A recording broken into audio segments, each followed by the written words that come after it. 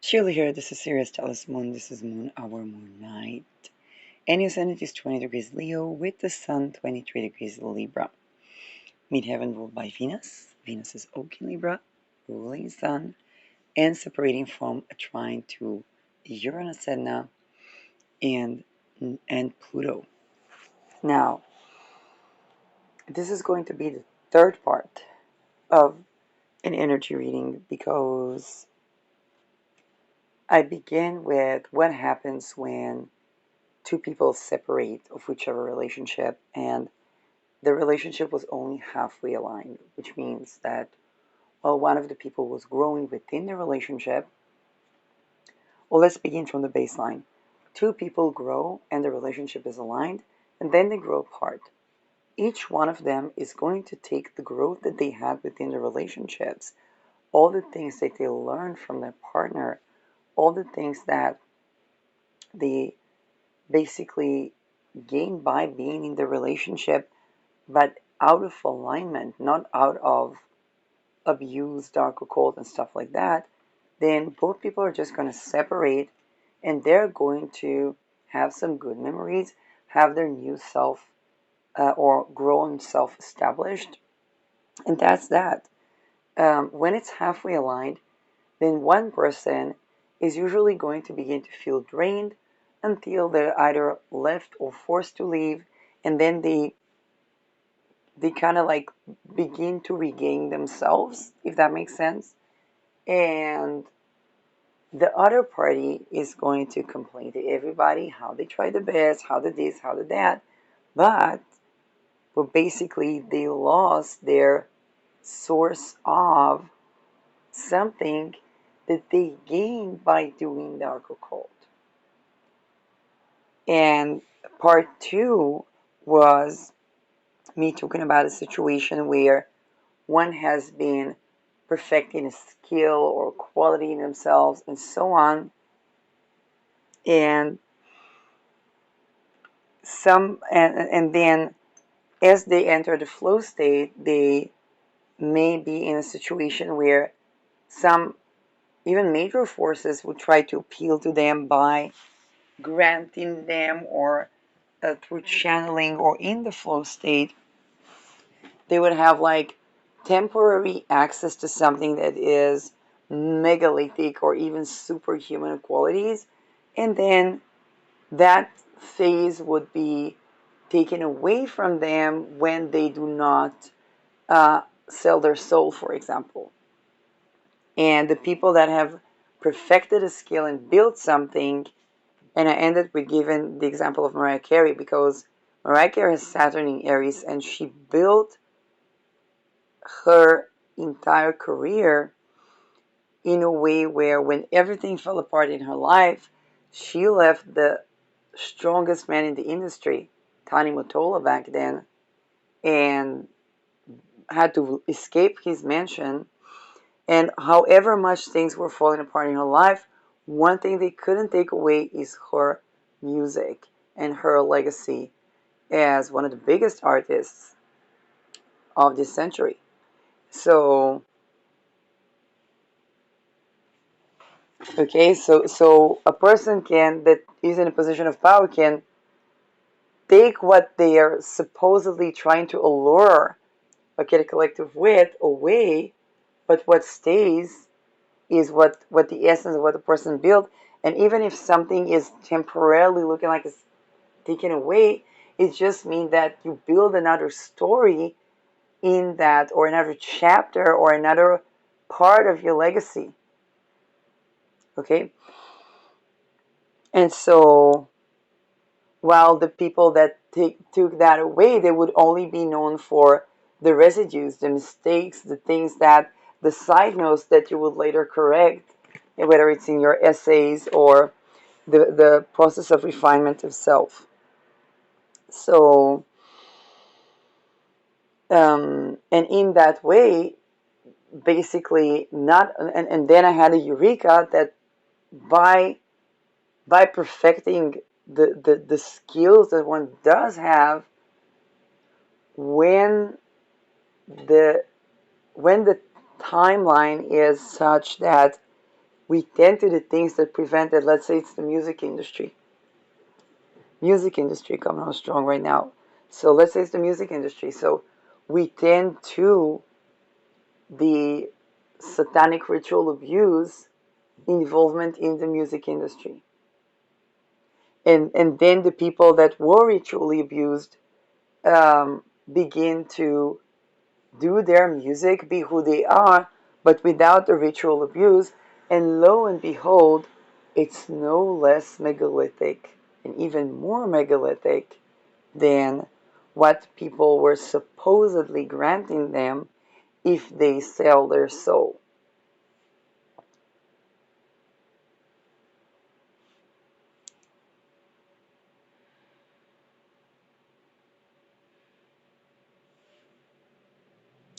So that was part two. And this is, and what do I mean by that? If if you have a talent and you spent the time refining, perfecting that talent, then some of you don't even know to what megalithic levels your time spent refining that talent got, because there's so many rituals done to try to take that away.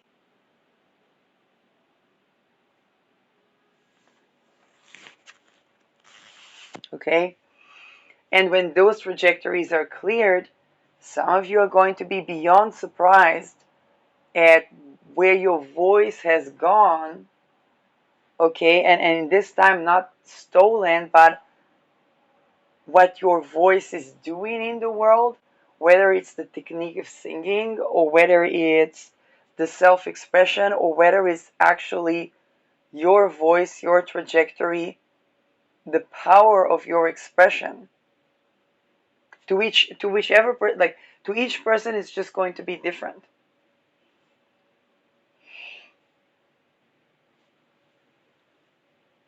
So,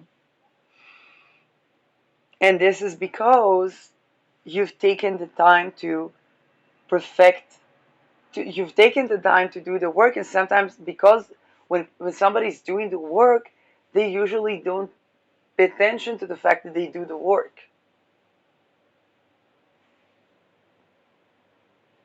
And I give many examples, including astrology, where I was just challenging myself, learning a skill, not even sure if I'll do astrology forever, not really sure. And then my life was in such risk.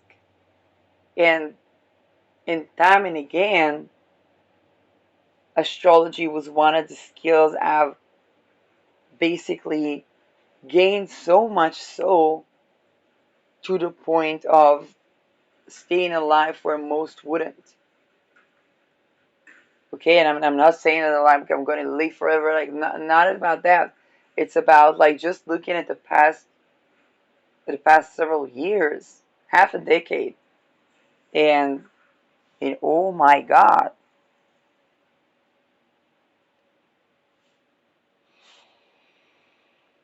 So now is chapter 3. And chapter 3 is about, I talked about the qualities, and it's about the sun. So chapter 3 is about basically taking your power back in face of rituals that were done to project, let's say, sun, project on confidence. And those are the dark rituals.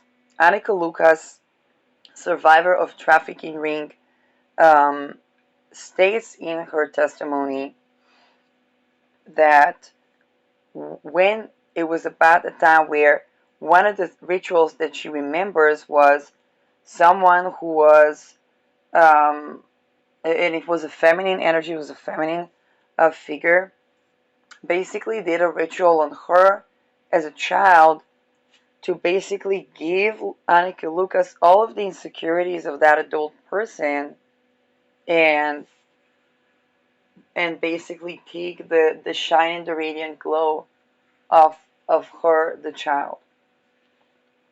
And I received in the energy that those things can be done. For example, it's like people can call it solar, dark occult solar magic.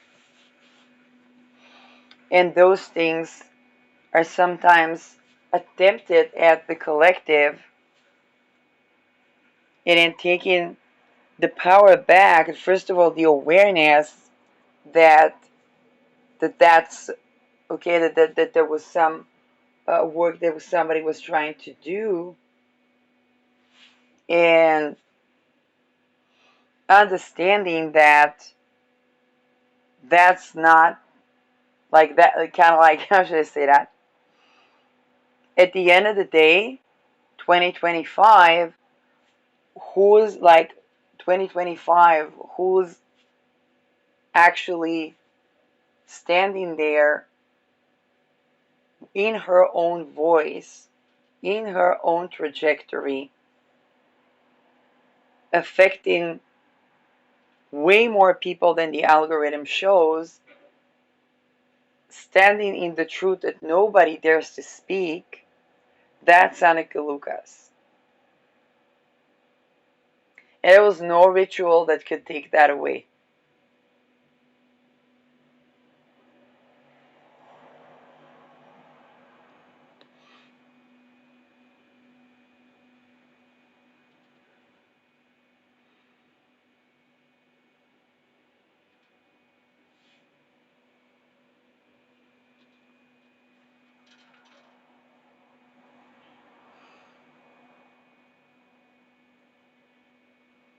And this is a work of refining that self that is, yeah, I cannot say that it's easy to get to these places in life where one can see oneself and stay confident in their radiant shine.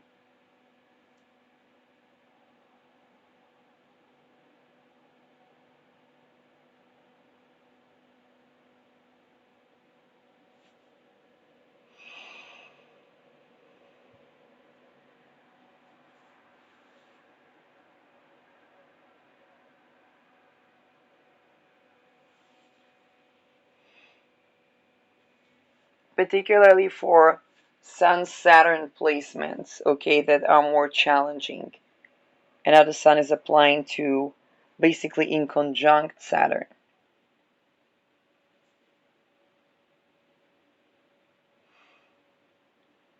Because it builds inner authenticity.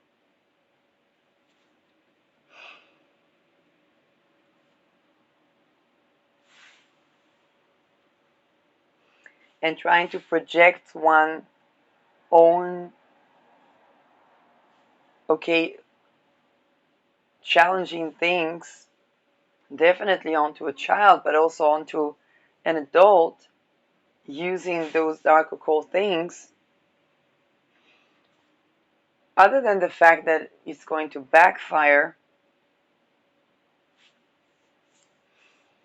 um, is also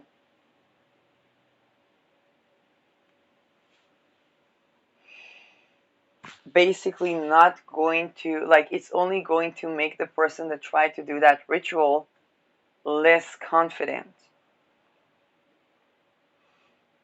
How should I say that? It's like going to a sex worker to feel loved.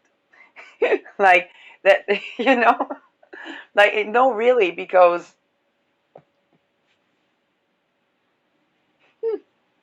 doing such a ritual is basically asking the system of trafficking satanic cults to make you feel more confident, where your confidence and radiant shine stands in standing up to that trafficking cult.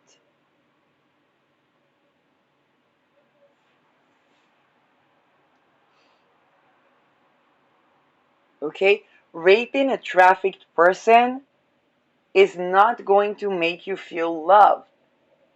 Doing a ritual to project all of the insecurities onto a person, young or adult, and trying to get their own radiant shine instead, that's not going to make you feel confidence in your shine. Okay, that's that like it is, and that's this is what those occult practices are about. They are a series of people undermining themselves.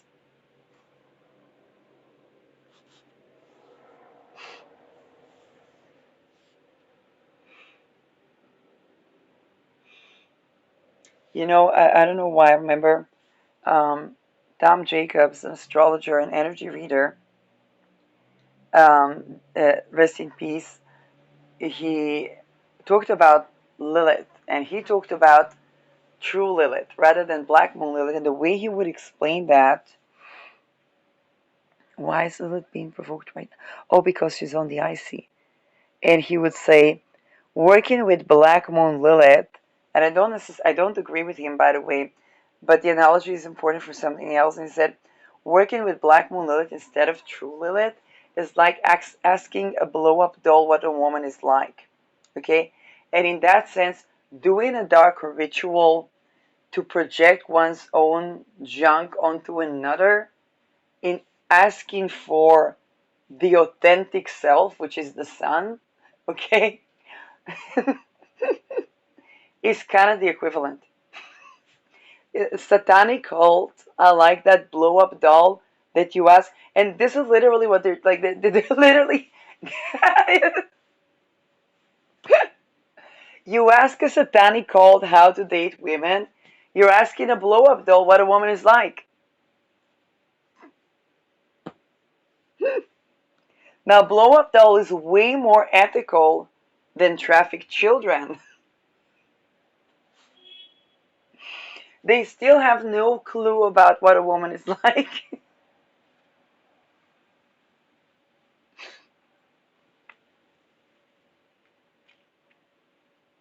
That's the midheaven approaching Black Moon Lilith. And it's approaching Black Moon Lilith. I cannot make this up. So, but Nate,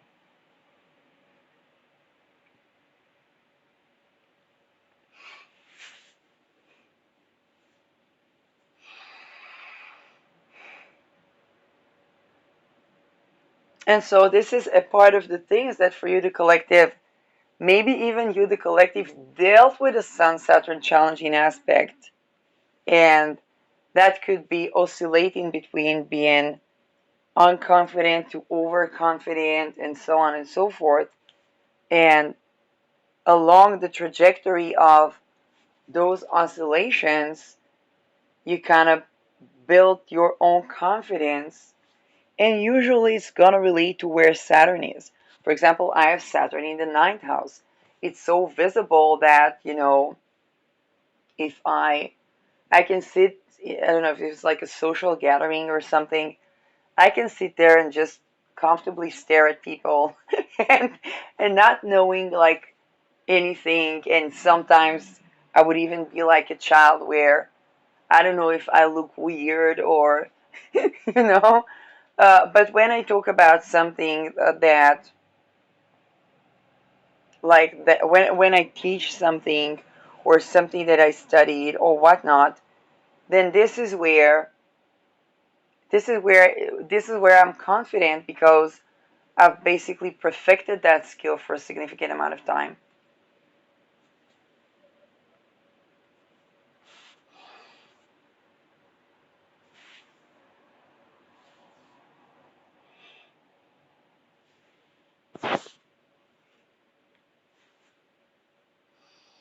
And so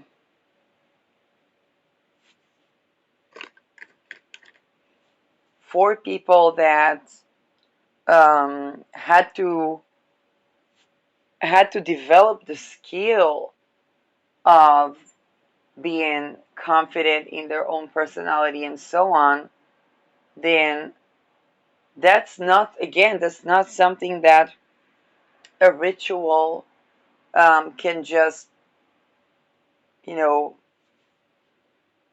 it would be undermining of the person who does the ritual to take that from a person, because first of all, the person is gonna know, because they know when you know who you are, then you know who, like you see something that's not you, and you know that this is something that is something else.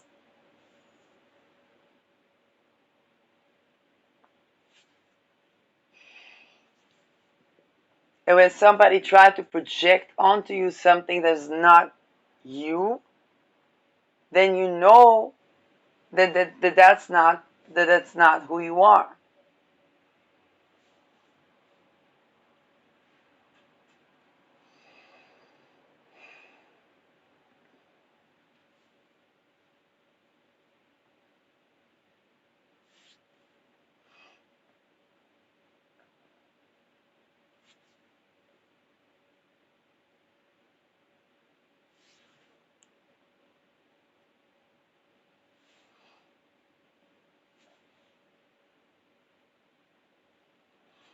And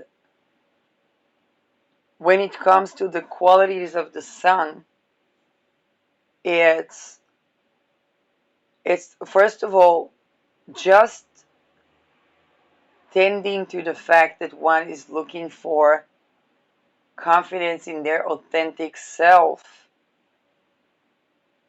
and not trying to achieve that by undermining their authentic self with that type of ritual. That in itself is a step forward to embodying that authentic self. And then the natural transmutation does take place, and it can take time, but it does take place.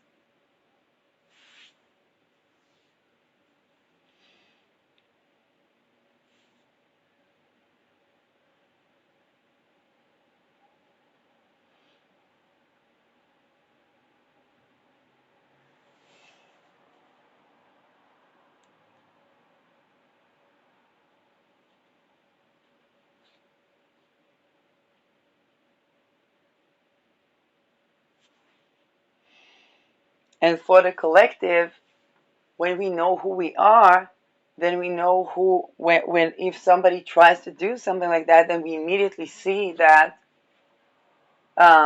if that was, like a ritual or something like that, we see that basically, first of all, that that's not our authentic self, but also that certain people would like to be the collective.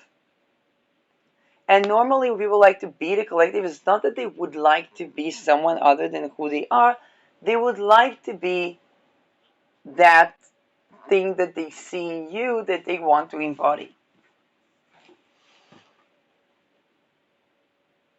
And and even when it comes to the dark rituals, a point of transmutation can be when one knows what is the quality that they want, okay, then they can manifest that quality. Not by doing a dark ritual of purging onto the other, okay, but actually getting to the essence of the quality that they do want, and then clearing the crown chakra and manifesting that quality. Because if somebody wants a certain quality, it means that they have this quality within them. And they need to basically cleanse and clear and rediscover or discover that quality within them. What people crave in other people, what people are envious in other people, they have it within themselves. It just needs to develop.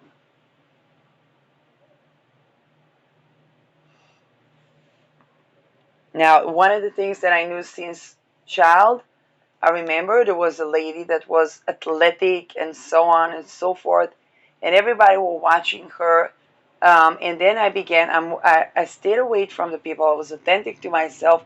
I didn't pretend that I'm not envious. I just walked away to the side and began to practice in myself those athletic gymnastics and so on.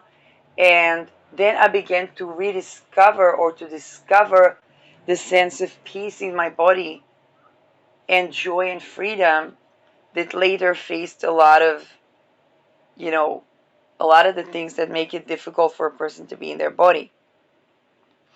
But through that envy that I transmuted into developing and growing a skill, I basically discovered my authentic self, enjoying in my own body, being in the flow state, not really caring if anybody's looking, so much so that if people were staring and even sexualizing what I was doing, then that even bothered me. And that's the energy transmutation.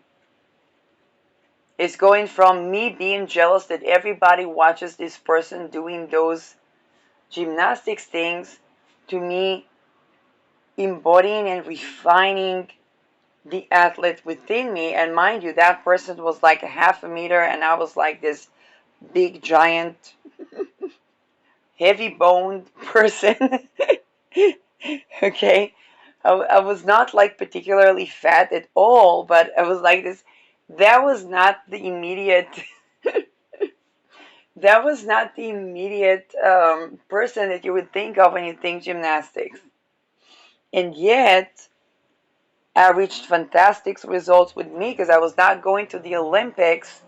And it was so much so that by the time I perfected that skill, it did, like, I didn't care who was watching. Okay, it was like, and I didn't care who was watching, both in the sense if there would be like, I don't know, if that would be like on a world stage or that would be me with myself type of thing.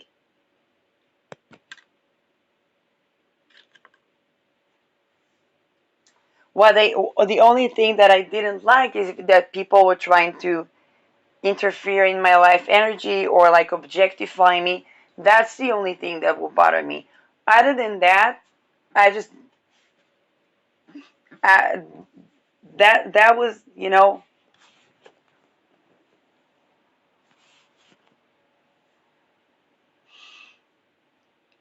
and so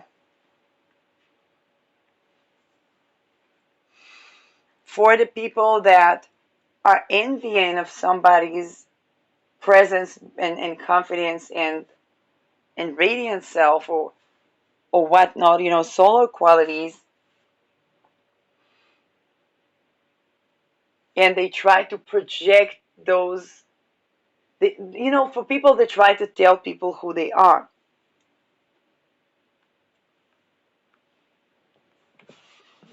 Okay.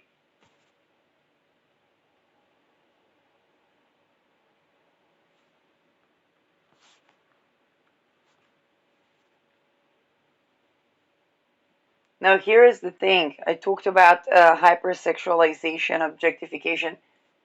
This is exactly the timeline where young groups of people will spend way too much of their life energy humiliating people and calling them whores, men and women. And then when the tsunami wave of narcissist, okay, and all those other names come up, they duck and hide and feel victimized. And kind of like, well, what were you thinking? Like, where did you think that that would lead? And so,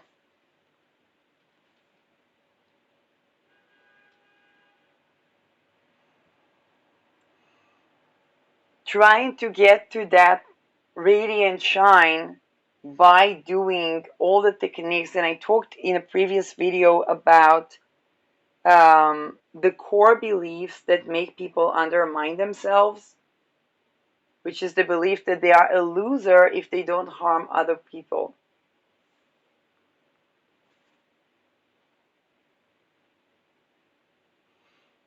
that makes them undermine themselves, because it makes them do all the rituals and all the things to try to take the shine from another, where what they're looking for is to shine.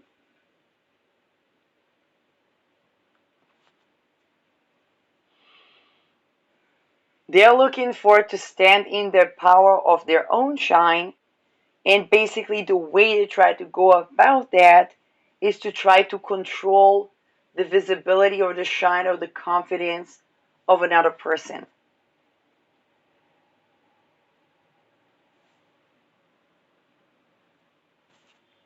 That's undermining themselves, and it's undermining themselves on a personality level. It's undermining themselves on a solar quality level. And it's also undermining their health, because sun is a lot to do with the health.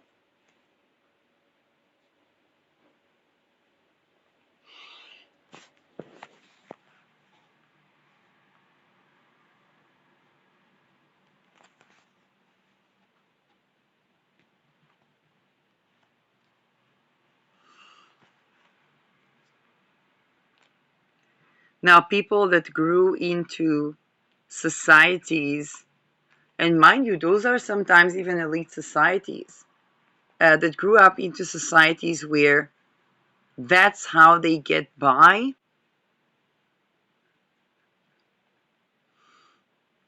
then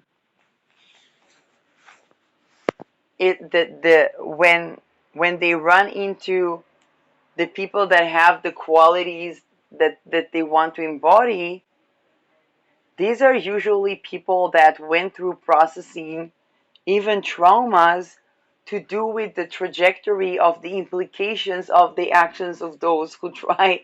Okay, and this is where,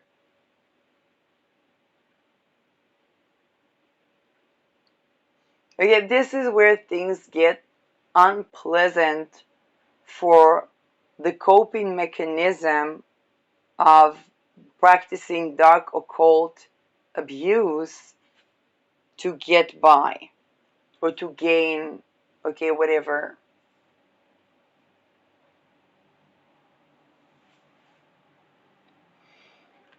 And that can be a little bit of an ego death or a crisis around something, or at the very best, this, oh, you know what? I had, okay, a couple of days ago, I had somebody that was trying to get my attention really, you know, and then I got frustrated and so on. And I watched a certain short or something like that. And the minute I saw was like, but you're watching. And it was kind of crossing a certain threshold where I was going, my attention was just diminishing and diminishing to that till that crossed a certain threshold. And then my attention was completely elsewhere. And those temper tantrums didn't. Okay.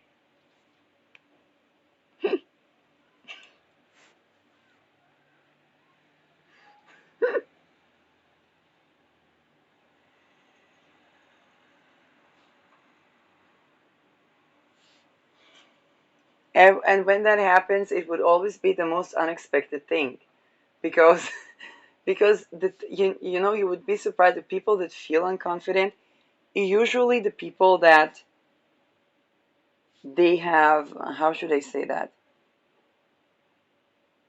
It's not the people that don't have the visibility and okay, and then that's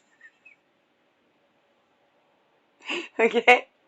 So that those are the people that we feel unconfident, and it's humane because they're walking a path or they're walking a trajectory. Um, and there can be like a downfall, but I'm telling you that downfall is only that practice of the dark occult. It's that practice. Yes, it is.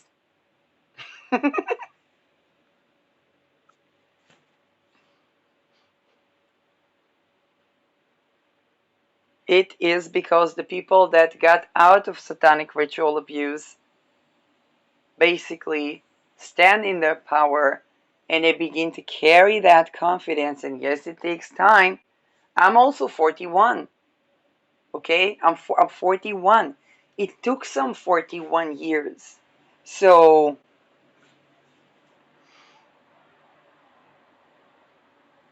but I do believe that even if a person starts like later in life, even all into their like 60s or something, then they can, the minute they cross that threshold, then it's not like now they have to spend 41 years to be confident. Because once you cross that threshold, you begin to understand what was not aligning for you the entire time. Now, here is the thing, can't nobody blame person that is outside of those circles, okay, that they're trying to change them when whenever their attention spans somewhere else, they try to literally do solar magic, okay? Like if I'm giving a teaching about like solar and energy and personality and whatnot, like I ain't trying to change nobody. It's like people come to my trajectory, I can only give what the advices that I have to give. That dumb fuckery cult like type of thingy is a no go.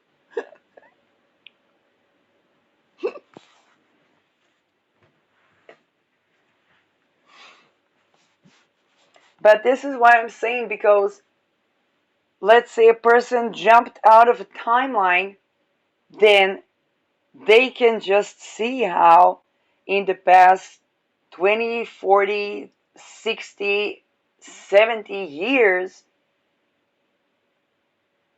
that thing was keeping them stuck on a soul level that no matter how much money, no matter how many mentions, no matter what, that thing just wouldn't come off of them no matter what rituals. And once they step out of the timeline, it's kind of like a person was holding the mountain and then they just let go of the mountain and went to bathe in a river. That's it. They're not holding the mountain anymore. When people are doing those dark occult practices, they keep holding the mountain, being told that the mountain is holding them. And when they walk out, they're bathing in the river.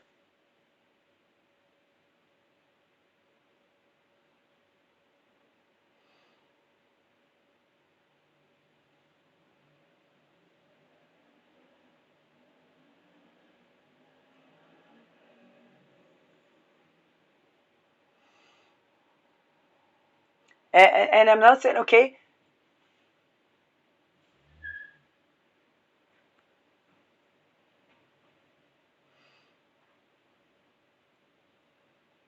and this is where, you know, a person would jump through higher and higher and higher hoops. I had this channel where I said somebody has to jump through higher and higher hoops to get the attention of someone, and they have to jump to such high hoops that whoop, they cross the threshold. Kind of like a dog doing agility, and I'm not comparing people to dogs. Like, I mean, it's just like that's the best. I was a doggy sitter. That's the example I have in my mind. Okay, and so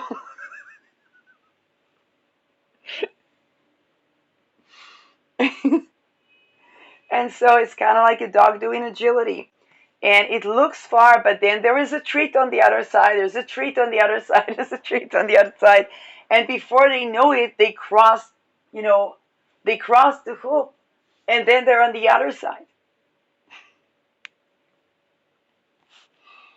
Now, of course, it's a non-linear dynamic system, but it doesn't stay stuck in one place.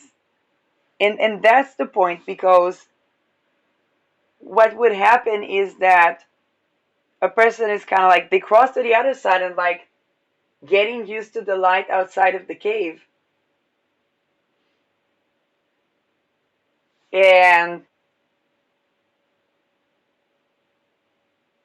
they keep trying to preserve it by the old rituals, and then they have to jump another hoop and jump another hoop. And then it's like, but what about the tapes? Well, doesn't Elandra have tapes? Doesn't, you know, maybe even Lars has it. Like, I don't know. Okay.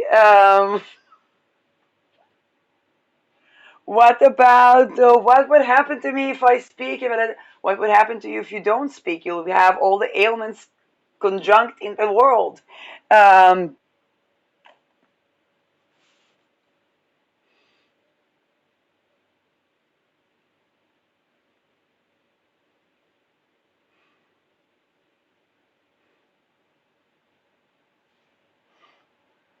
and anyway, the soul is already elsewhere. The soul is with that person that had their attention on safe, sane, happy, free, and the soul is there with them. It's just that the coping mechanisms of trying to get there are still of the things that are undermining the soul, like deals with the devil.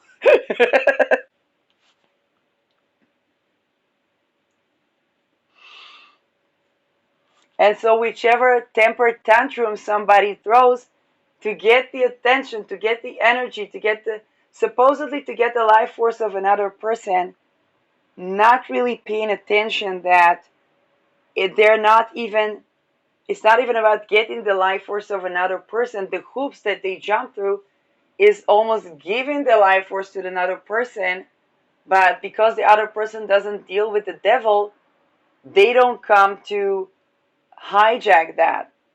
Okay.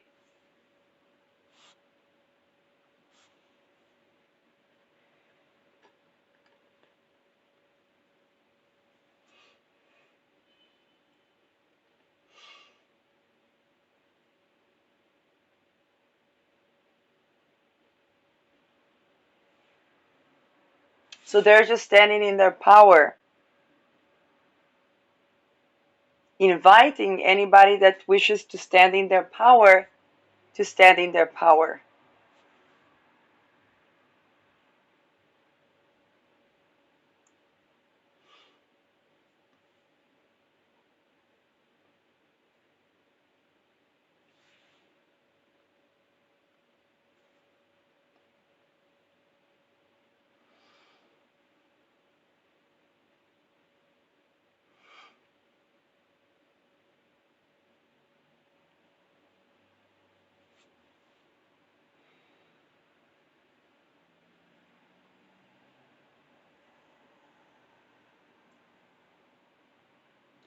And this is exactly the point, because when a person does take the steps towards standing in their power, they are inviting a lot of help, even if they can't see it. And even if it's like a sadhasati type of thing, and I know some people are either going through the sadhasatis or approaching their sadhasatis, um, then the power they will find in that case will be of the self.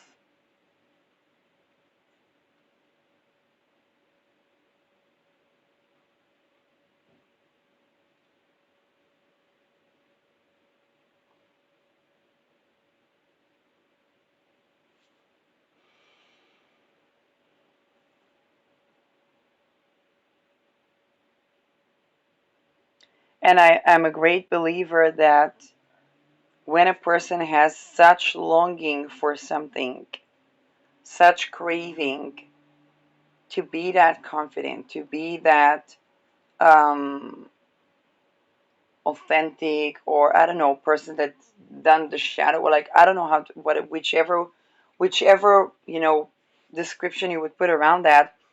I believe that they are basically, they have that intense longing because they are basically about to embark on that. And it's kind of like whether they like it or not, they're about to embark on that. and they're trying the old ways to get to the thing that they're about to embark on, and that's just natural and normal because they're crossing the threshold. So their old self will not be there anymore because a new self is emerging, and very likely that which seems unattainable is that new self, but not by the dark rituals are actually delaying that.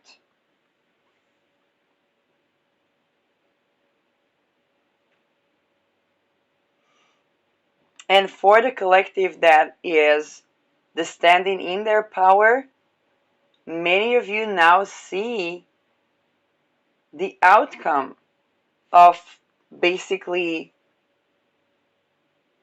not only your hard work but also your manifestations.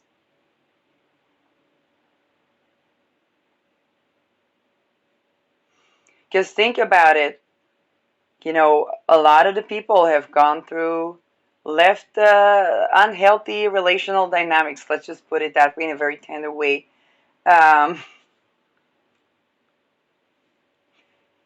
Stockholm syndrome, okay? And then they meet the boss of Stockholm syndromes, the person whose assignment is to entrap people into Stockholm syndrome, and that's basically how they get by. And in the face of that person, they naturally stand in their power with an open, loving heart that sometimes gets frustrated. Okay?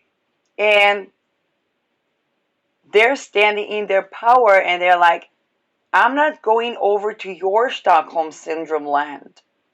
If you want to meet me, you're going to have to meet me more than halfway because any residues of trauma bond timelines are just not where I'm going, and that's not the power I stand in. So if you want to meet me, you're going to have to meet me more than halfway and for all the right reasons, because I'm not going to your Stockholm Syndrome.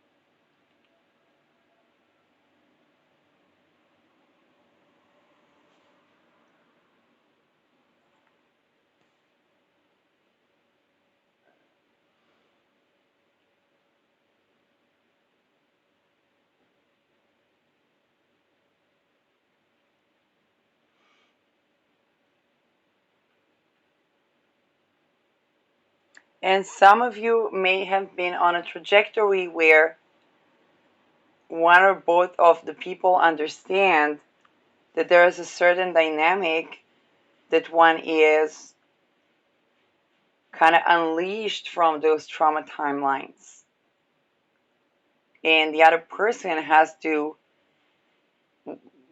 look into themselves and say, is my position only be the person who unleashes? Okay, the okay, is that going to be my trajectory, the person that they stand in their power in the face of? Or am I also going to stand in my power, not as a Stockholm Syndrome causer,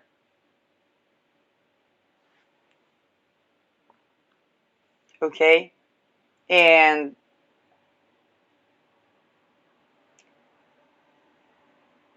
very likely that desire to be that person that stands in their power is not only that the choice has already been made within the person, and it's not even a manifestation, it's where they're going.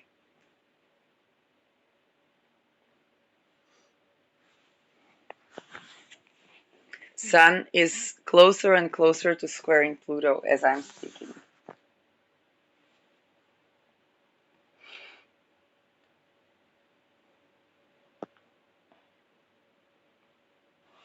So and for the collective that is they're already standing in their power, okay, then for you it's kind of like a refinement. It's kind of like seeing the fruits of the many decades even that you did the shadow work, that you worked on it, that you resolved these issues, you became authentic with yourself and so on. And for those that are trying to be the collective, it's basically one step before the threshold where they are that person that stands in their power. And all the ritual satanic abuse tactics are having to be shed from the very core of their life force. And it's just this thing of like the desire to stand in one's power. The desire to be the collective is the desire to stand in one's power. The desire to stand in one's power is the vortex that where it's already there. That is, and that's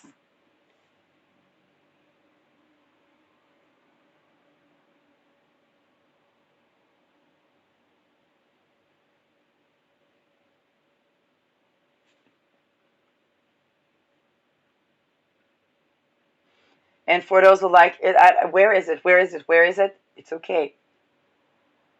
It's before crossing the threshold.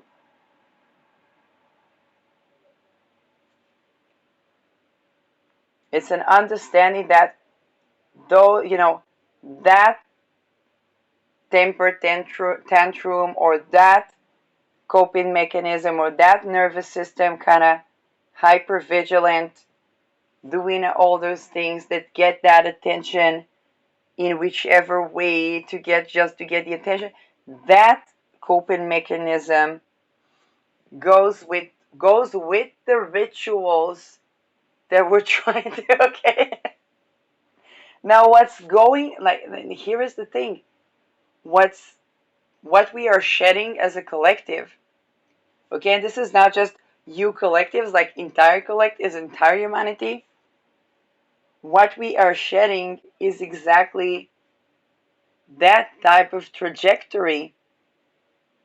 And those that are on board, okay, whether it's the you the collective or the you that tries to be the you the collective, is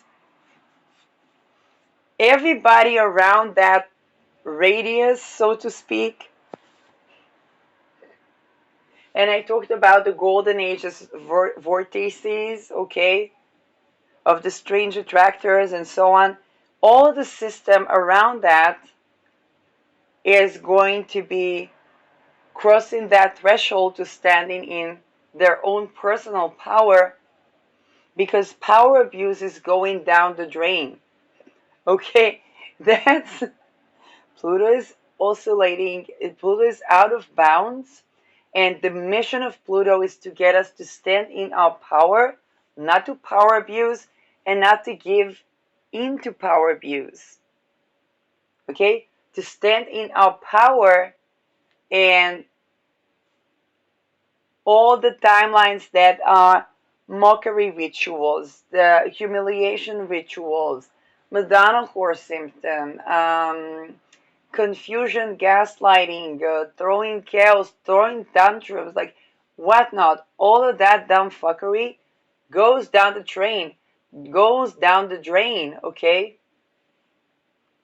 So Saturn meets Neptune, expiration date for all the cult-like coping mechanisms. And the collective and the one that try to be the collective, which are also part of the collective, everybody knows viscerally their nervous system is hyper vigilant because it knows it will no longer be able to do the same thing. It's like after this juxtaposition, no longer do the old coping mechanisms stand.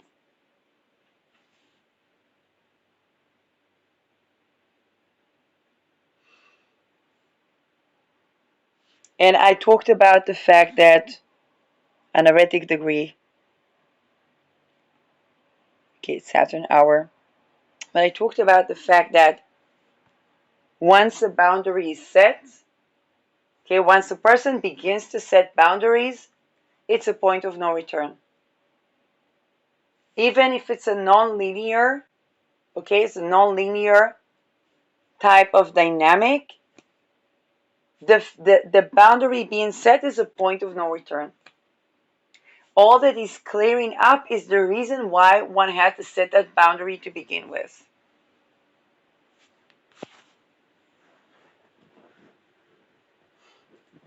Okay, so let's say in this economy, okay, somebody's whiffing and they try to be the collective,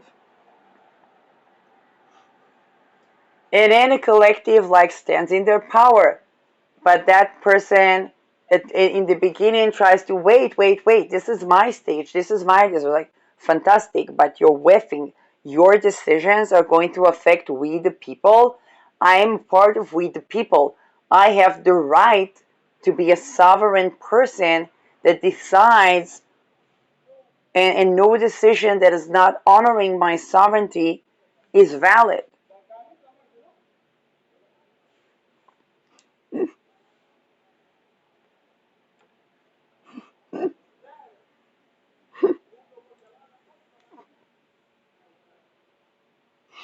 Okay?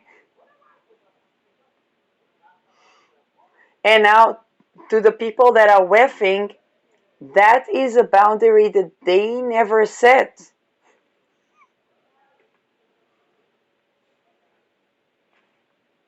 They did rituals, they got rid of people, they did this, they did that, but they never set a boundary. Okay? A boundary is not having everybody fearing you or fearing to say anything about you, or which actually keeps people in a place where they're not visible, in the sense that they might be at the spotlight, but their authentic self is not visible.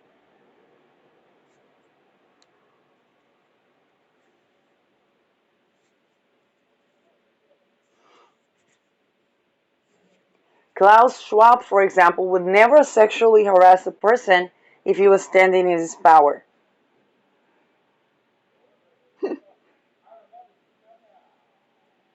A free man did not oppress anyone, okay? So,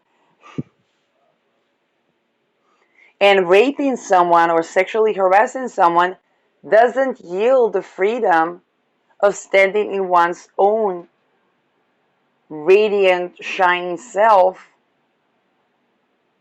because that is, okay, the I am sexual sovereignty is that otherwise, if a person say, oh, I am this and that and that, like, okay, you defined yourself as a sex offender, you define yourself as a human trafficker, that's an important component of your identity, so much that it goes into your I am.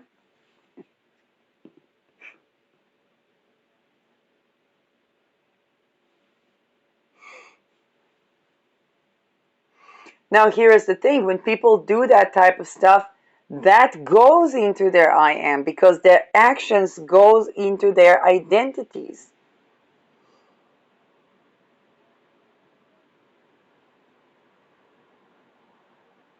And trying to reframe that as projecting, whether by name calling or whether by rituals or whether by, I don't know, power tactics or whatnot, onto the other person, is just not going to work.